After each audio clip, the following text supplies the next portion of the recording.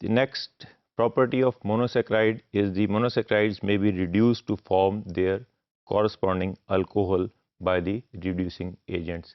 इससे पहले हमने इसकी ऑक्सीडेशन प्रॉपर्टीज़ पढ़ी थी कि ग्लूको जो शुगर्स हैं वो ऑक्सीडाइज हो जाती हैं इन दी ग्लूकारिक एसिड, इन दी ग्लूक्रोनिक एसिड और इन दी ग्लूकोनिक एसिड. डिफरेंट पोजीशन पे हमने डिटेल में इसको डिस्कस किया था. ये 6 प्रॉपर्टी है कि ये करस्पॉन्डिंग अल्कोहल में कन्वर्ट हो जाती हैं बाई reducing agents. Examples इसकी क्या हैं? Glucose yields D-sorbitol, whereas D-galactose yield D-dulcitol. इसी तरह D-mannose yields mannitol and ribose to ribitol and so on and so forth.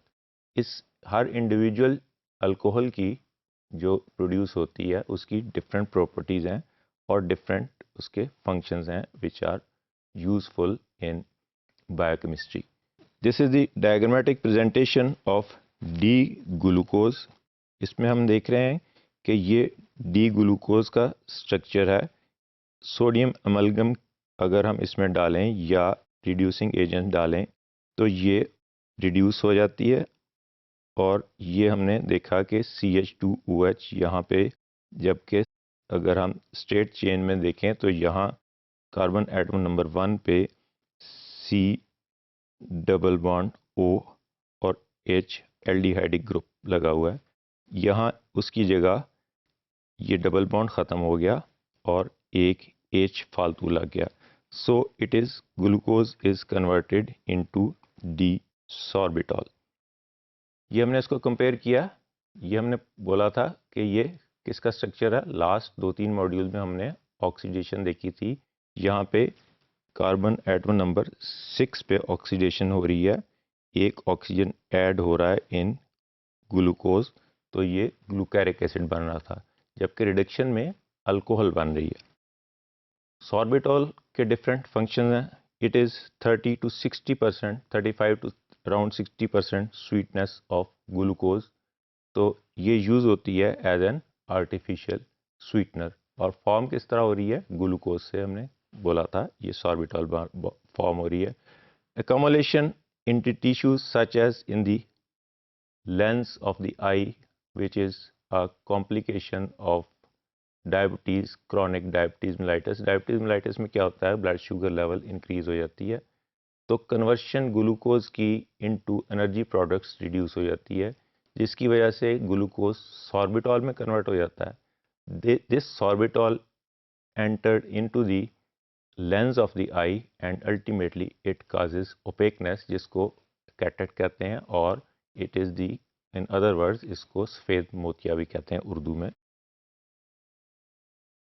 Mannitol, which is also produced from a monosaccharide and it is administered intravenously. जो patients होते हैं जिनमें, जो cerebral edema के patients हैं जिनमें ब्रेन का edema हो जाता है या ब्रेन की स्वेलिंग हो जाती है, उसमें मैनिटॉल देते हैं जो उसको रिड्यूस कर देता है, फोर्स डायूरेसिस काज करता है और उसको वो रिड्यूस कर देता है.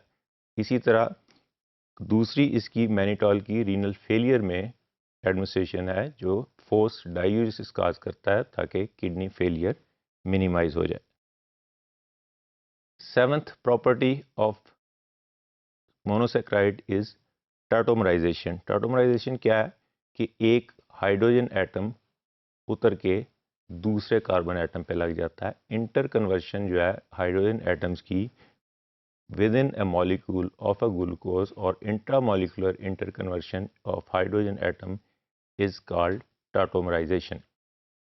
The process of shifting of hydrogen atom from one carbon atom to another produced enandiols and it is known as tautomerization. इससे क्या बनता है कि एक हाइड्रोजन एटम उतर के दूसरी जगह पे जा लगता है within a molecule of a monosaccharide, तो ये जो प्रोडक्ट बनेगी उसको एनेंडियोल्स कह देते हैं. Sugars processing anomeric carbon atoms, possessing anomeric carbon atoms undergo tautomerization in alkaline solution. When glucose is kept in alkaline solution for several hours, it causes isomerization to form D-fructose and D-mannose. हमने पहले भी देखा था mannose और glucose में difference क्या है, सिर्फ एक हाइड्रोजन हाइड्रोक्सिल ग्रुप का है। तो इसी तरह ये एपीमर्स हैं, तो ये अगर अल्कलाइन मीडियम में पड़े रहेंगे तो ये कन्वर्ट हो जाएगा ग्लूकोज डी फ्रुक्टोज और डी मैनोज में। This is the diagrammatic presentation of tautomerization. We can see here that this is D-glucose, ये double bond, this is on the aldehydic group और कार्बन एटम नंबर 1 पे double bond जो है, ये अगर carbon atom number 1 और 2 पे यहाँ आ जाएगा तो this is the shifting of A double bond. Secondly, ये हाइड्रोजन एटम यहाँ से उतर के सेकेंड कार्बन से यहाँ पे फर्स्ट कार्बन पे लग गया, so it is called tautomerization and D glucose is converted into 1,2-NNDol।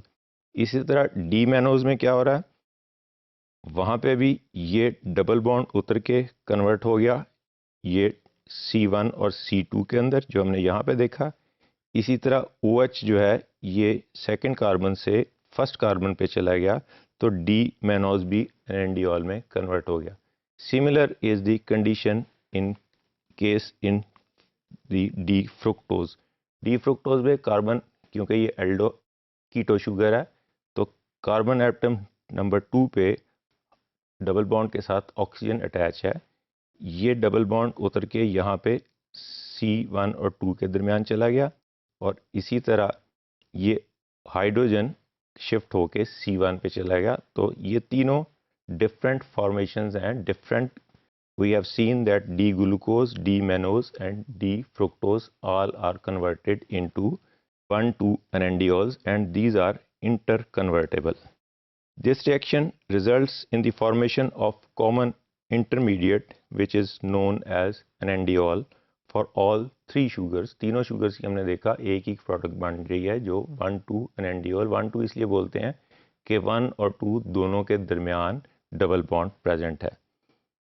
The NNDols are highly reactive, hence sugars in alkaline solution produce a powerful reducing agent. This is another diagrammatic presentation of the same formation of NNDols. यहाँ पे क्या हो रहा है, we can see that D-glucose, D-fructose and D-mannose ये तीनों convert हो रहे हैं NNDol which is a common product and it is 1,2-NNDol 1,2 इसलिए बोलते हैं कि 1 और 2 कार्बन एटम के दरमियान डबल बॉन्ड आ गया।